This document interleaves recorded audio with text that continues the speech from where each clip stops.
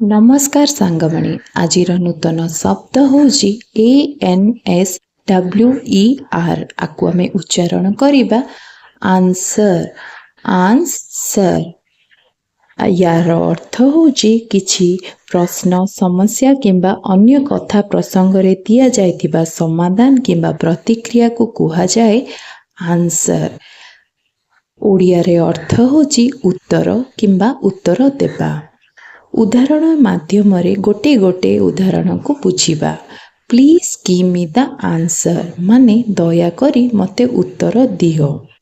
Please र अर्थ होची दया करी, give र अर्थ होची दियो, मी र अर्थ होची मते, द आंसर र अर्थ होची उत्तर। द्वितीय उदाहरण हिज आंसर वाज करेक्ट माने तांकर उत्तर सठिक थिला।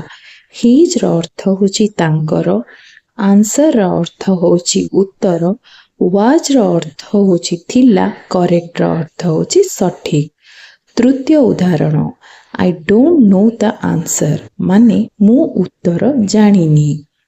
आई र अर्थ होची मु, डोंट नो र अर्थ होची जानिनी, द आंसर र अर्थ होची उत्तर।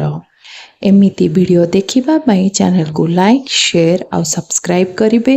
आपण गोटे गोटे उदाहरण कमेंट बॉक्स रे निश्चित लिखिबे। रहिली नमस्कार, जय जगन्नाथ।